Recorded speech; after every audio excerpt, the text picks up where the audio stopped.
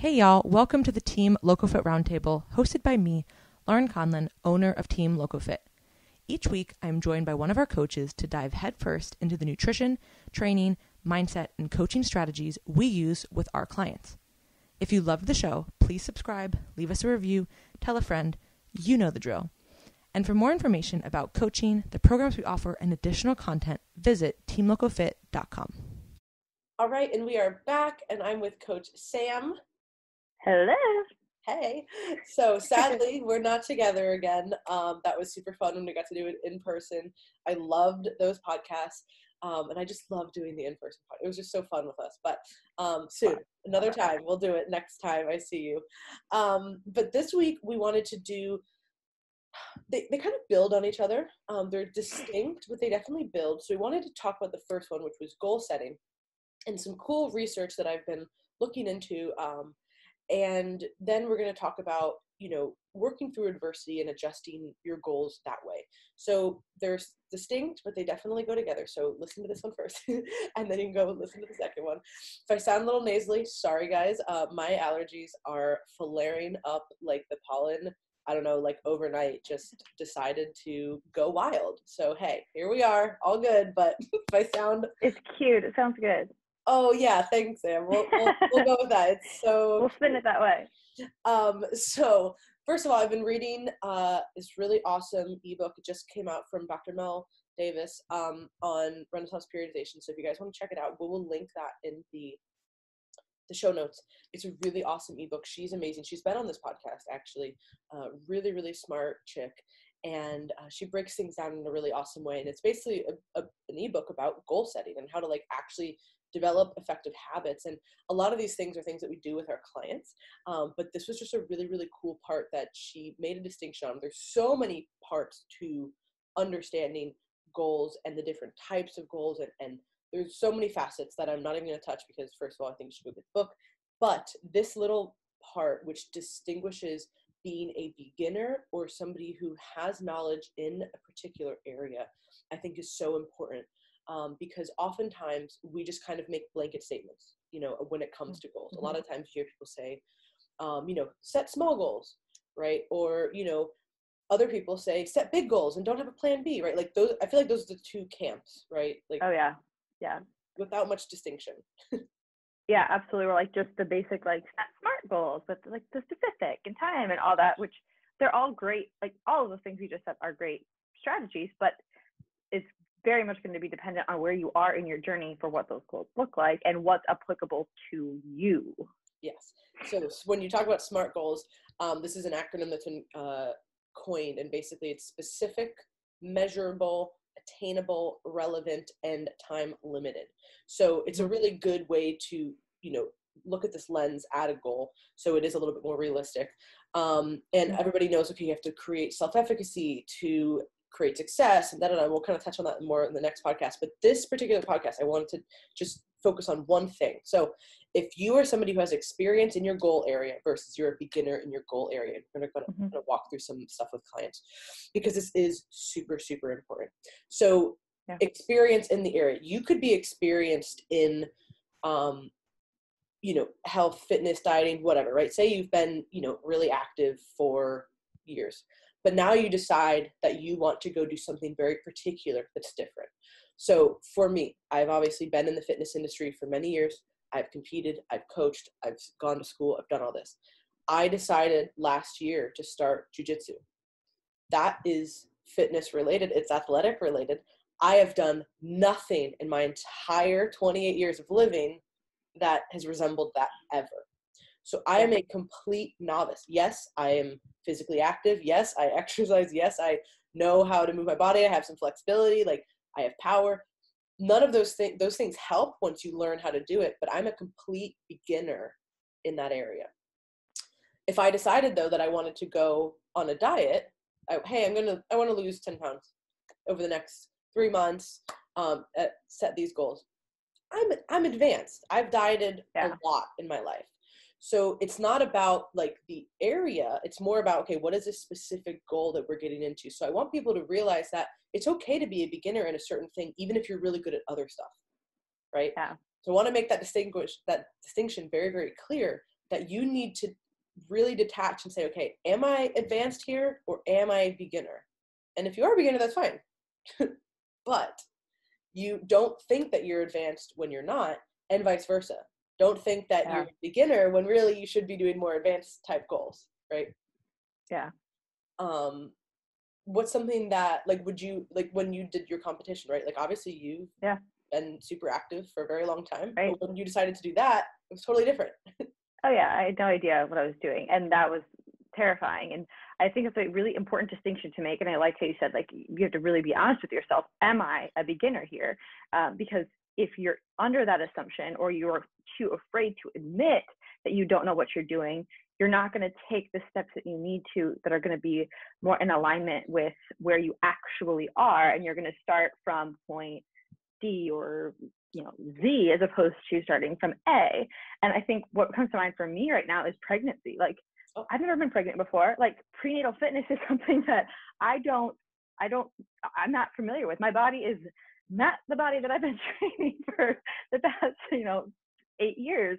And so I've had to learn what is happening, what is appropriate, what is not. And so when people come to me and they're asking for advice in, prenatal fitness, like, I can tell you what I know from the courses and the education that I have, but I am not an expert in this area because I have never done this, or I've looked into this before. So yeah, it's just totally different. Even though it's fitness, even though I have my master's in exercise science, I'm not in pregnancy. And that's something, of course, too, that, experience really does help with. Obviously, we can, you can take a course, you can theorize, you can do all this stuff, but you've gained so much knowledge in these past, several months, almost year. Yeah. Once the pregnancy's over, like, that is completely different and will really, really shift your perspective. So I'm super excited for how you'll be able to apply that to clients. But back to this. So say you are experienced in your goal area. You don't want to make behavior avoidance goals. So what does that mean? I'm not going to have this, or I'm not going to go do X, whatever it might be. That actually, the research has shown that will decrease well-being, increase stress. Basically, just you have worse outcomes when you are somebody who's experienced, who says, I'm not going to have this. With some knowledge, you're going to be able to actually decipher things easier, and you have this knowledge base, so you can do things, instead of taking things away, adding in positive behaviors. So an avoidance goal, as a really easy example, would be, I'm not going to have chocolate, right? Let's just say that's the thing you don't want to have, because it's something that's easy to overeat. You really like it, and say you have a fat loss goal. Seems pretty obvious to take that out. But if you're somebody who has experience in this area, you're going to be able to work that into your diet. And instead of taking that away, say, okay, I'm going to have these other positive habits that are maybe going to limit how much chocolate I have in a deficit, but I can still have it because I have the knowledge and the tools to understand how to work that into my diet. But let me put in these other positive habits, like, all right, I'm going to drink a certain amount of water. I'm going to have a certain amount of fruits and vegetables.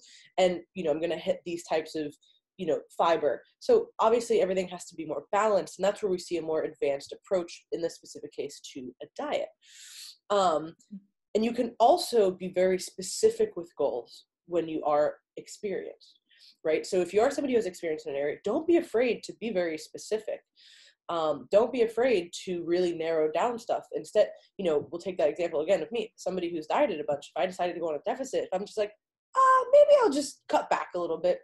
That's not going to be enough for somebody in my situation.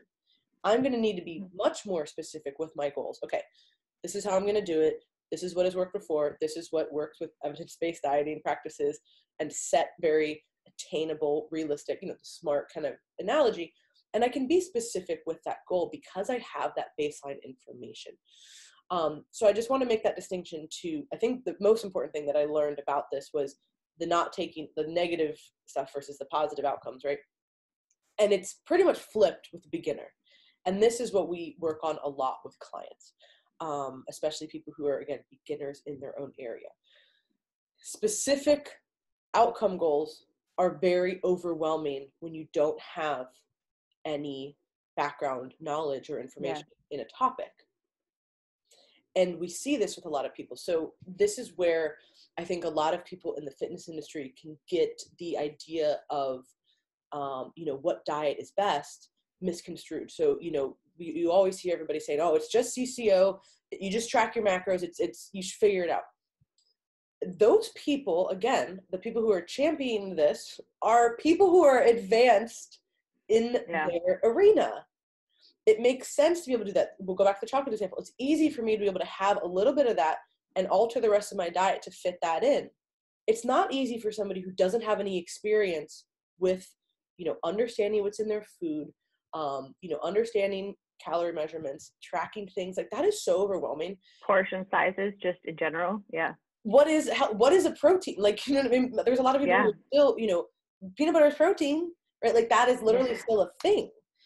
And we can't be upset that people don't know these things. So as a coach, or anybody who's listening, you can expect, if you're a beginner in this area, specifically with, food, that you're going to be able to, you should be able to do all that. You shouldn't. You're a beginner. It's okay.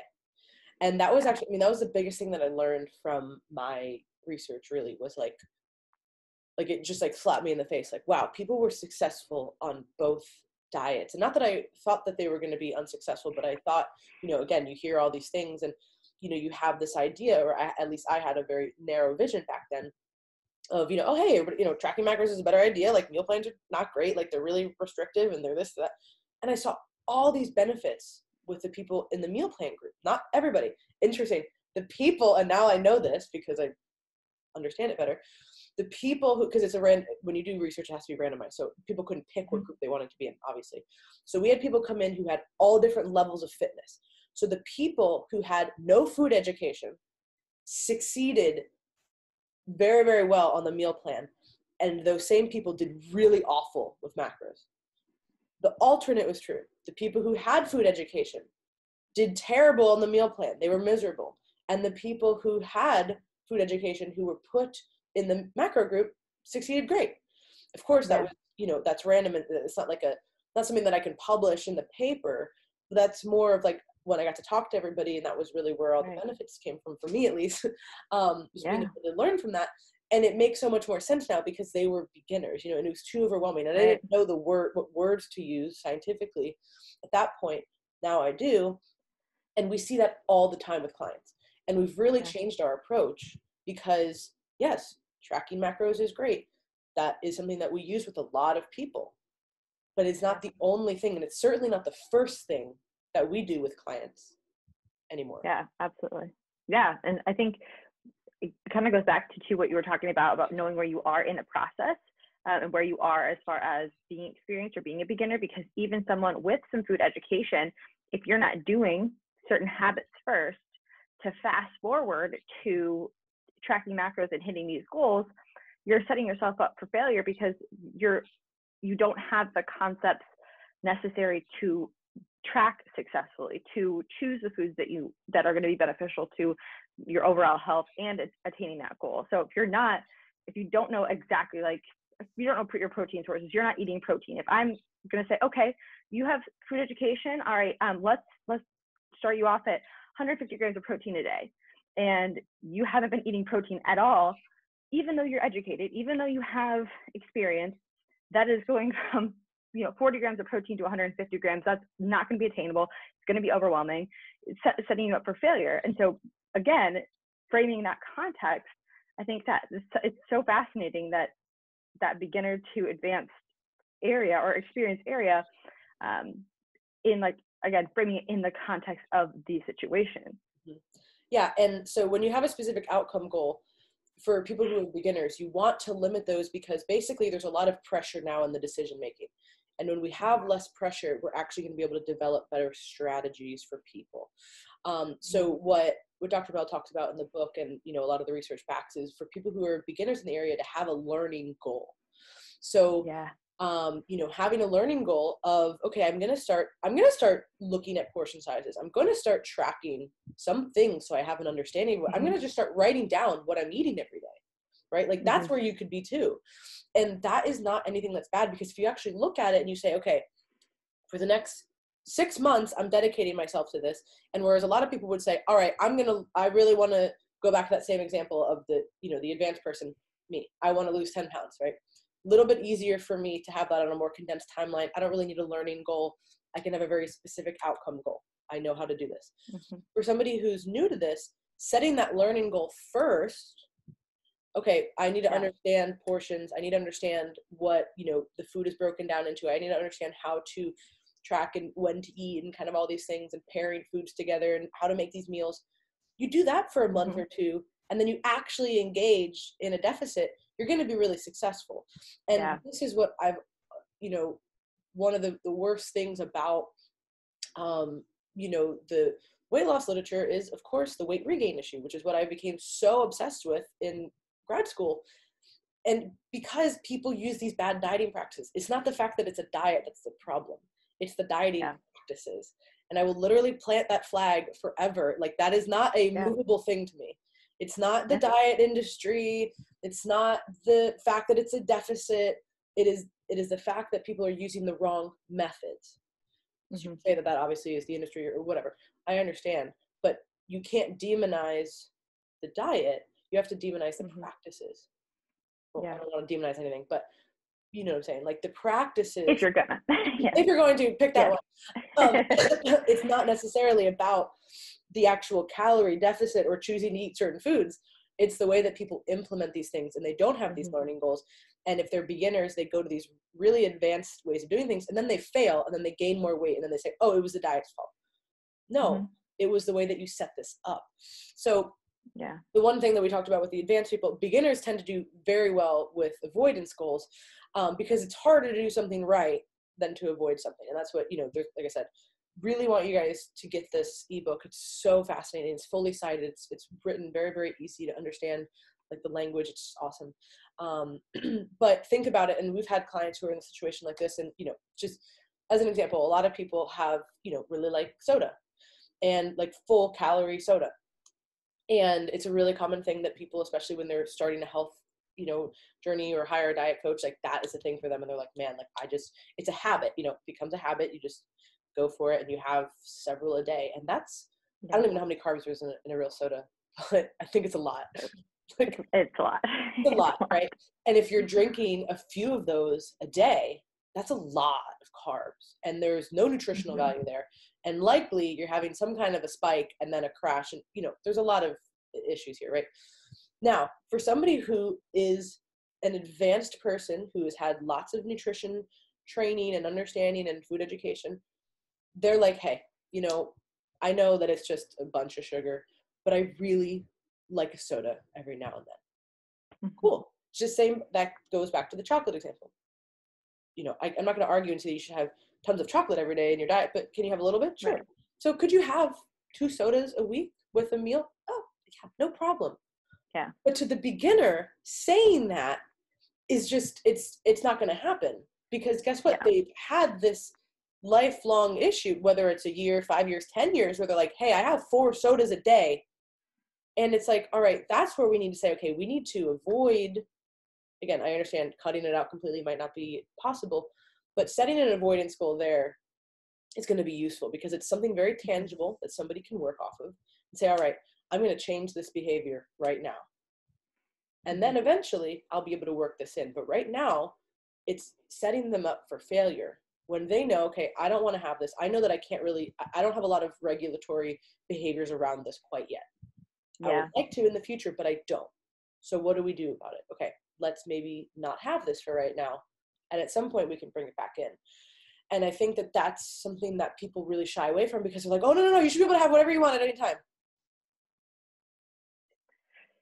When you have that education of what is moderate, what is balanced, because a lot of times when you don't have that food education, you see people being like, I had a salad for lunch, so like 17 pieces of pizza for dinner and 14 glasses of wine, #balance. It's like, that's not balanced. But if you don't have that education, same thing like with the soda and the chocolate, we can say like, it's okay to work in a little bit. Well, what's a little bit? Is this enough? Is this not enough? And then you complicate that decision-making process. It becomes too overwhelming. And then the screw-its come in, and it's like, well, I had 1, so I'm going to have 7. And it's like, well, if we want to talk moderation, 7's not moderate, but that's how we have to learn that. And a lot of times it's a lot easier to take out that back and forth, at least to start, to get rid of that habit of, because for a lot of times, or for a lot of people, those kind of behaviors are, they're additive. It's like, I don't just have one, I have multiple. And once I have one, I want more. And that's a lot of times not the person's fault. It's the nature of the sugary beverage that makes you, the caffeine, the sugar that makes you go, oh yeah, let's have some more of this. So being able to stop that spiral is a lot easier than having to have the conversation back and forth of what do I do? Whereas if you're someone who is experienced, oftentimes you've learned some discipline, you've learned some self-control in that area, moderation. You have that frame of reference of what is moderate and what is not. And so it's easier for you to say like, yeah, I'm going to have, 4 blocks of this piece of chocolate, or, 6 kisses throughout my day, whatever that might be, that's moderate for that person. They know that, as opposed to having to sit there and go like, okay, I want chocolate, I can have a little bit of chocolate. What the hell is a little bit? Yeah. And that is where the idea of, okay, building better habits and building self-efficacy and having wins. When somebody is first starting out with anything, and this is not, we're just using a diet example because it's a lot easier, and they're very like, yeah, it's less nuanced to talk about, right? It's easier to talk about soda and chocolate than it is to talk about all these other things. But, right, no matter what you're starting with, you want to have these small wins, right? You want to say, okay, wow, I know that I have a problem. I drink probably 4 full sugar sodas a day. This isn't conducive to my health goals. I maybe even have some health issues from it. I know that this habit leads me to then not just have soda, but it leads me to have whatever else too, right? So there's a ton of downstream effects. So, the person decides, okay, I don't want to do this anymore. And you take that away, and then they go, wow, I had one good day. That was cool. I didn't have it. I didn't have to go, I can do this. I can do this. And then they do it the next day. And then you have a few weeks of that.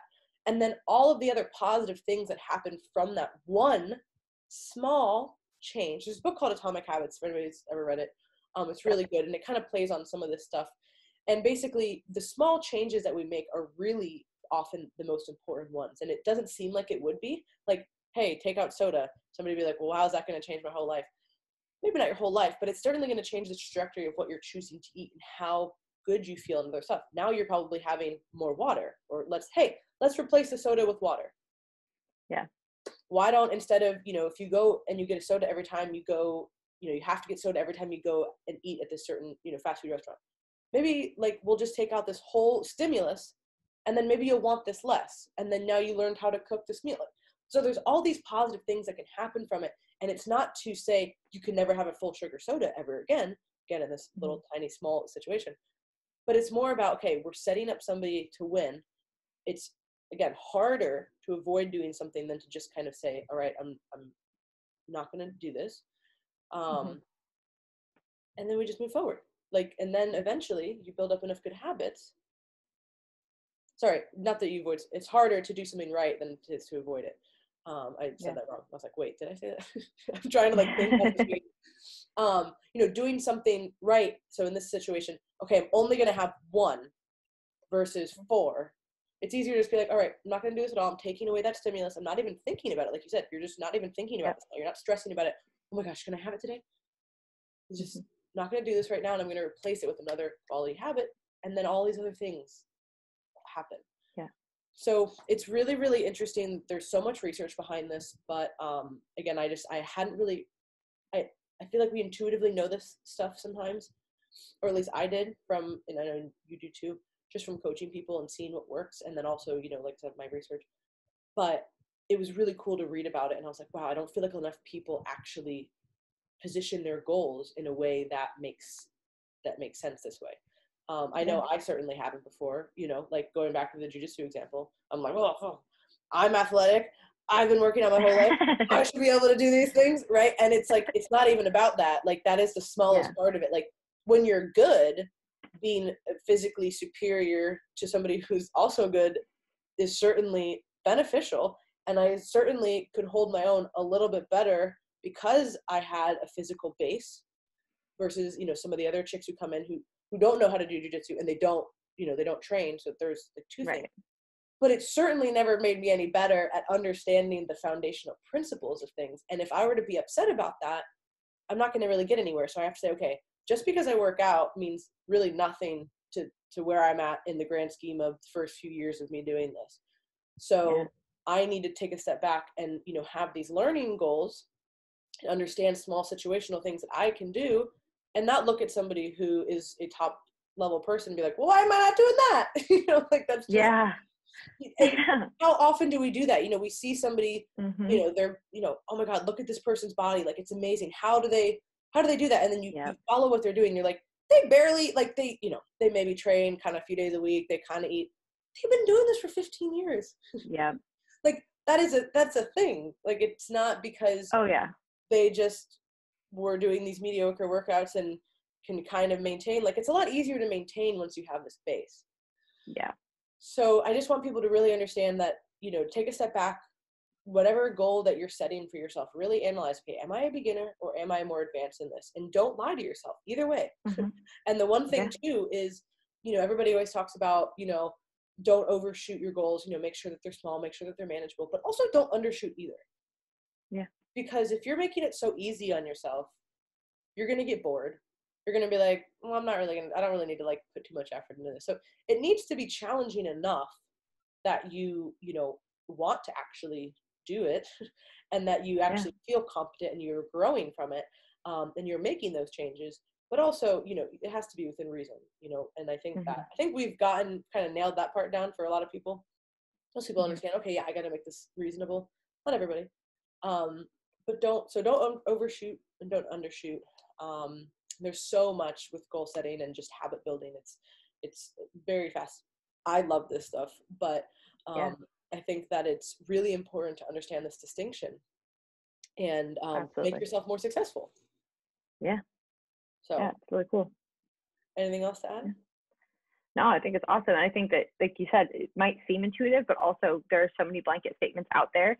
And I think the one that, when you were explaining this to me, that really was like, oh, interesting to me, was the avoidance and the avoidance goals in general. You're always told, you know, don't set those goals because it can lead, and this is, I think, for more advanced people, it leads to the fixation on the don't, because you're used to action. You're used to, I do these things.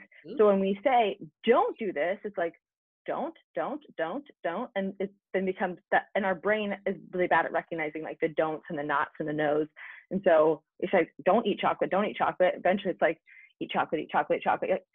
Yeah, no, I can't do this. I need to eat chocolate. But when we're looking at someone who's just starting off, it's that did I or didn't I, that check that box is a lot more important, like, to measure success than that arbitrary, like, how did you do?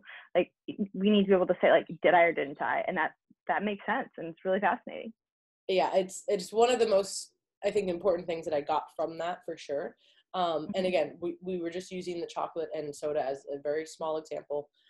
You know, you have to figure out what works for you, whether you're a listener or you're a coach. Like, there's going to be a lot of ways we can implement this, but if somebody's really, really struggling with something, and you know, if you put so much pressure on them to build all these really great habits at once, it's going to be too overwhelming.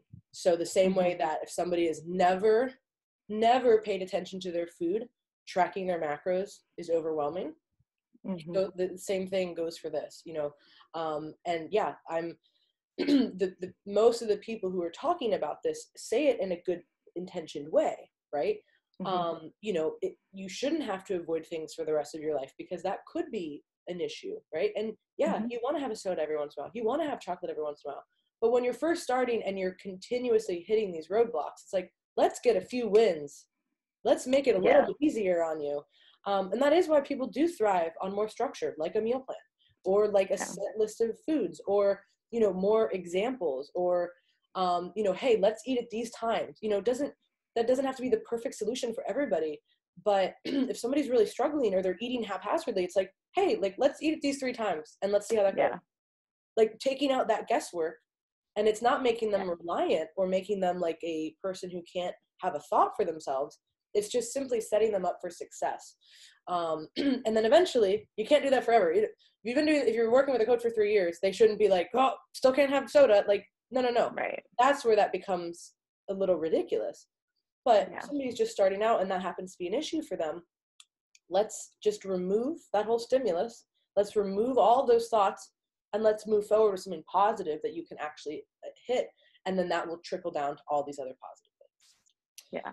And that person who's saying you should be able to have the donut, you should be able to have the whatever, is probably having a donut or 2 donuts and not all the donuts. And they have that, they're further along and they're more experienced. And so to frame that in the context of someone who can't do that right now, it's not helpful. And it can honestly be even more frustrating. It's like, they said I should be able to have this donut, so how come I can't have just one? How come I can't stop?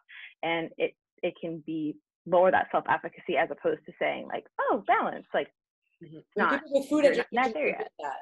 People who have food education forget that. They like to think that everybody should know all this stuff, or that everybody does know this stuff, you know, and that is where I have a huge issue with that kind of, that line of thinking, or that message, or even the message that like nobody should be dieting, like nobody should, let's eat what you want. You're like, whoa, whoa, that is a recipe for disaster for somebody who has struggled with eating for the past 5-10 years of their life, 20 years, whatever it is. That is not an okay suggestion whatsoever. Yeah. They don't have the food education to make that decision that you deem is, oh, I don't need to be this restrictive. No, you don't. Right. Other people might need to be for a period of time for now, understand what they're doing. So I just think that as always, there needs to be more nuance in the conversations, and only saying, okay, everybody should be doing this one type of, you know, thing, or this one type of thing is generally where we want to avoid things. So I think this is a cool way to distinguish it. Okay, are you a beginner or are you more advanced in the particular goal area that you are choosing right now, and then go from there. So I will link that, the ebook, in the show notes, you guys. I would really recommend it. It's awesome. I can't say enough good things about it. I'm about halfway through. So definitely check that out. And for all other questions that you have about Team LocoFit, you can go to our website, teamlocofit.com. You can check out our other podcast articles that we write. We write a new article every single week. We also send out free workouts to our newsletter, so you can go subscribe to that. You can also apply for coaching there as well. So thank you guys once again.